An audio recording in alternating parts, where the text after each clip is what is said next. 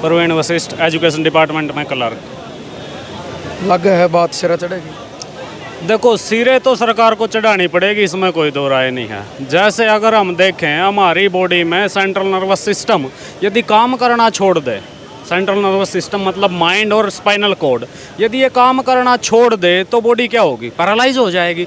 उसी तरह किसी भी सरकारी तंत्र में, गवर्नमेंट सिस्टम में जो क्लैरिकल वर्ग है उसमें सारे आ गए, चाहे वो स्टेनो हो, चाहे वो आपका क्लर्क हो, असिस्टेंट हो, डिप्टी सुपरिटेंडेंट हो, सुपरिटेंडेंट हो, वो सब सेंट्रल नर्वस सिस्टम का काम करते हैं। यदि आपके गवर्नमेंट सिस्टम का सेंट्रल नर्वस सिस्टम हिल जाएगा, क्लैरिकल वर्ग स्ट्राइक पे बैठेगा, उसमें दिक्कत आ जाएगी, तो जो आपका पूरा सिस्टम है गवर्नमेंट का सिस्टम, वो क्या हो जाएगा? पैरालाइज हो जाएगा। और पैरालाइज आदमी जब कुछ नहीं कर सकता तो किसी स्टेट में या किसी भी कंट्री में पैरालाइज्ड गवर्नमेंट क्या करेगी? क्या वो अपनी पॉपुलेशन को एक अच्छी डायरेक्शन दे पाएगी? क्या वो एक अच्छा फ्यूचर दे पाएगी? क्या अपनी पॉलिसी इंप्लीमेंट कर पाएगी? क्या जिस पर्पज़ के लिए डेमोक्रेसी में वो बनी हुई है, क्या वो पर्पज़ वो फुलफिल कर पाएगी? तो इसलिए सरकार का 35,400 देने की तो मजबूरी है। बस वो तो जांचना चाहती है कि हम कितना इसके लिए संघर्ष कर सकते हैं, कि क्या हम तत्पर हैं भी या नहीं भी। जैसे चीज़ों की बोली लगाई जाती है खरीदते या बेचते टाइम, सरकार तो सिर्फ वो कर रही है अपनी वार्ताओं के थ्रू। हजारों की संख्या में 35,000 के करीब आप बता रहे हो, हरियाणा में सारे कलर के धरना पे बैठे हैं, तो काम भी रुक गया हुआ। देखो सर, अगर मैं काम की बात करूं कि काम कैसे कैसे रुके हुए हैं, अगर किसी की पेंशन बनवानी है तो उसका डाटा वेरीफाई कौन करेगा? एक क्लर्क करेगा। किसी को लाइसेंस बनवाना है कौन करेगा?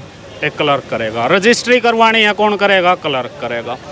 किसी का भी अगर ड्राइविंग लाइसेंस पासिंग है, पासिंग का डाटा चढ़ाना है कौन चढ़ाएगा? क्लर्क चढ़ाएगा। कहीं भी कोई डाटा फीड करना है वो कौन करेगा? क्लर्क करेगा। यदि एक पर्टिकुलर हम ऐसे आ जाएं डिपार्टमेंट वाइज, जैसे कोई HRMS का काम करे, हम ये सबको बताते हैं कि ह्यूमन रिसोर्स मैनेजमेंट सिस्टम है HRMS की फुल फॉर्म, यानी आपको ह्यूमन रिसोर्सेज मैनेज करने हैं। कोई भी संस्था जब चलती है तो उसकी सबसे रीढ़ की हड्डी होती है वहाँ का ह्यूमन रिसोर्सेज, और उसको मैनेज करना सबसे बड़ी कला है। यदि हम देखें किसी भी प्राइवेट कंपनी में या किसी भी संस्था में, जब भी ह्यूमन रिसोर्सेज को मैनेज करना होता है तो उसको हायर किस लेवल के आप पद के या किस लेवल के आदमी को हायर करते हैं? आप हायर करते हैं एक अच्छा खासा पढ़ा लिखा MBA होल्डर या इंटरनेशनल MBA होल्डर, आप उससे करवाते हैं HRMS का काम। लेकिन आप जो गवर्नमेंट का आपका सिस्टम है, आप HRMS का काम किससे करवाते हैं? एक क्लर्क से। और किस पे 19,900 पे। आप MIS का काम करवाते हैं हमसे, मैनेजमेंट ऑफ इंफॉर्मेशन सिस्टम। आज डिजिटल वर्ल्ड है, डिजिटल इंडिया और डिजिटल हरियाणा है, यानी लगभग हरियाणा पूरे इंडिया में सबसे पहले नंबर पर है डिजिटली। तो आपका डाटा फीड करना डिजिटली, और डाटा में जितनी आपकी इन्फॉर्मेशन होगी, ढेर सारी इन्फॉर्मेशन है, हर रोज़ सोशल मीडिया पर कितनी इन्फॉर्मेशन है, हर कहीं किसी की RTI लगी हुई है, किसी की CM विंडो, उसका डाटा कलेक्ट करना, इन्फॉर्मेशन कलेक्ट करनी है। उस इन्फॉर्मेशन को मैनेजमेंट ऑफ इंफॉर्मेशन सिस्टम, यानी आप पूरी इन्फॉर्मेशन को कैसे मैनेज करोगे, वो काम कौन करेगा? आपका एक बाबूजी। काम किसका है ये? एक MBA होल्डर का। और आप करवा किससे रहे हैं? एक 19,900 वाले क्लर्क से। 680 रुपये मेरे ख्याल में एक दिन के पड़ा है आपके, जड़ तक मेरा अंदाजा। एक मजदूर 500 रुपये ले हुए है, तो फिर मजदूर में और क्लर्क में इतनी मेहनत करके, मजदूर तो अनपढ़ आदमी भी कर ले है दिहाड़ी दो, और एक क्लर्क पढ़ लिख के और एक मतलब अपने आप ना कहो कि मैं क्लर्क की पोस्ट पर लग रहा हूँ, 180 रुपया फर्क मजदूर में और क्लर्क में। देखिए, अब हम इस बात पे आ जाते हैं कि पढ़े लिखे और अनपढ़ का क्या डिफरेंस है।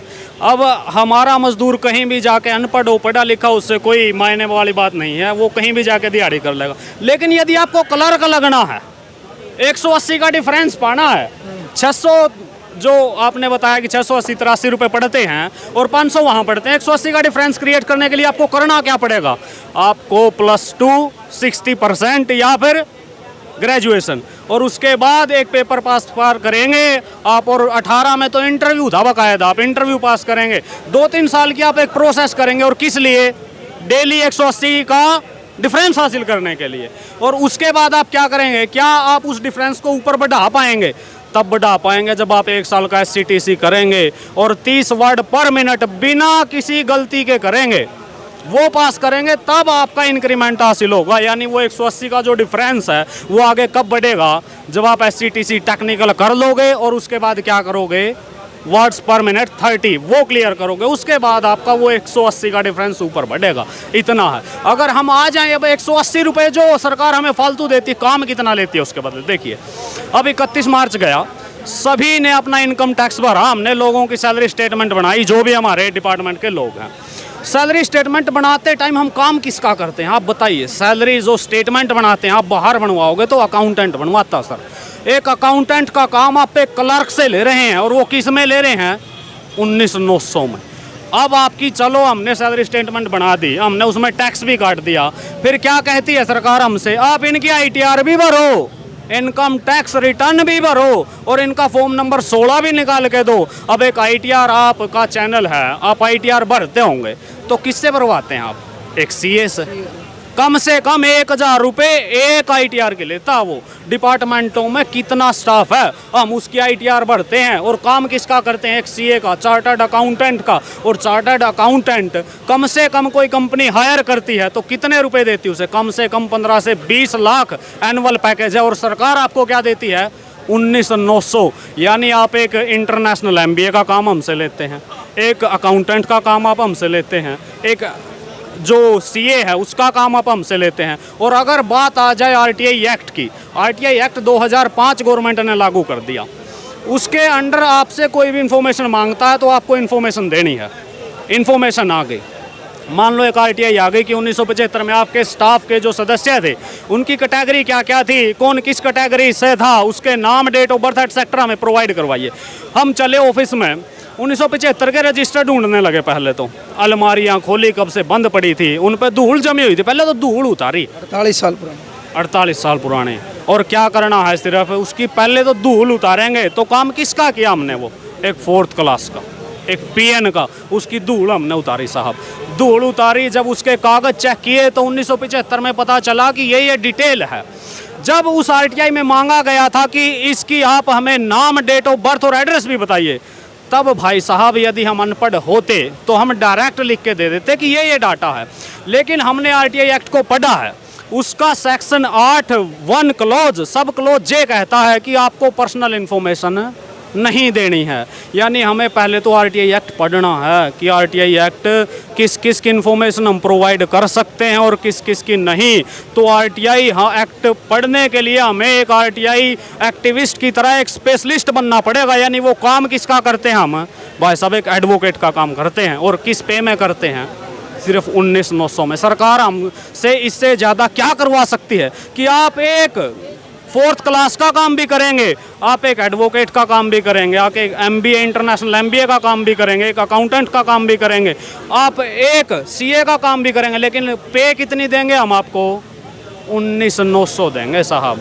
फिर बताओ हम अपनी मांग पे जायज़ खड़े हैं या नहीं खड़े हैं? चलो मान लेते हैं जायज़ है कि नहीं जायज़ है। अब देखो आप, हम देखेंगे जब इस टेबल में, जब 1957 में इन्होंने सिस्टम स्टार्ट किया तो कुछ साथी थे हमारे, वो हमारे इक्विवेलेंट बैठे थे। साल दर साल आपने 1957 के बाद 69 में लेके आए, 79 में लेके आए, 86 में लेके आए, 96 में लेके आए, 2006 में लेके आए और 2016 में लेके आए। वो पहुंचा दिया आपने 35,400 में और हमें रख दिया 19,900 में। क्यों भाई? हमारा काम क्या इन 7 वेतनों आयोगों के दौरान घटा है? एक जायजा लेते हैं कि क्या घटा है। अब डिजिटल इंडिया वर्ल्ड लेवल पर अपना एक टैग हासिल कर चुका है कि इंडिया डिजिटल लेवल में बहुत हाई जा चुका है। क्या कोई बताएगा कि उसे डिजिटाइज करने वाला है कौन? उस टेबल पे जो डाटा फीड करता है, डाटा एंट्री ऑपरेटर है, वो क्लर्क ही तो है। वो कौन है? जो डाटा फीड करता है, जो आपके उस डाटा को फिर आगे पुट करने के बाद देखता है कि कहाँ इसको मैनेज करना है, कहाँ इसको भेजना है, कहाँ डिस्प्ले करना है, कहाँ इसकी स्टोरेज होगी, कहाँ इसको शो करना है।